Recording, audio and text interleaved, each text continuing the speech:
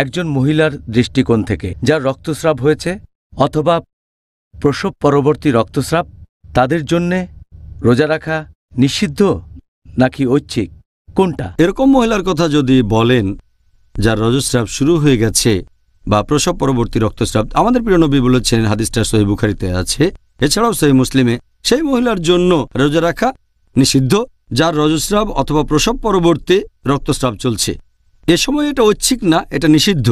আর এর পেছনে কারণটা হচ্ছে, যখন কোনো মহিলার শরীর থেকে রক্ত বের হয়ে যায়, সে অনেক রক্ত হারায়, আর এ অবস্থায় যদি রোজা রাখে সে তার স্বাস্থ্যের জন্য ভালো হবে না। আল্লাহ সুবহানাহু ওয়া তাআলা এখানে দয়া করেছেন, এই মহিলাকে অব্যাহতি দিয়েছেন আর আবশ্যক করেছেন যে তারা রোজা রাখবে না, তা না হলে তাদের স্বাস্থ্যের ক্ষতি হতো। আর আল্লাহ সুবহানাহু ওয়া তাআলা মানুষের উপর অতিরিক্ত বোঝা চাপাতে চান না, সে কারণেই এই মহিলাদের রোজা থেকে অব্যাহতি দেওয়া হয়েছে। আর এমনকি দিনের মাঝ সময়েও যদি কারো রজস্রাব শুরু হয়ে যায়, রোজা ভেঙে ফেলতে হবে।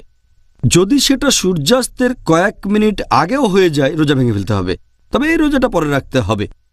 আবার ধরেন কারো রজস্রাব শুরু হয়েছে আর সেটা শেষ হলো ফজরের ওয়াক্তের ঠিক আগে আগে, তখন যদি মহিলা গোসল নাও করে রোজা রাখতে পারে, কিন্তু যদি শেষ হয় ফজরের ওয়াক্তের কয়েক মিনিট পরে, রোজা রাখতে পারবে না, রোজা ভেঙে ফেলতে হবে আর এই রোজাটা পরে রাখতে হবে।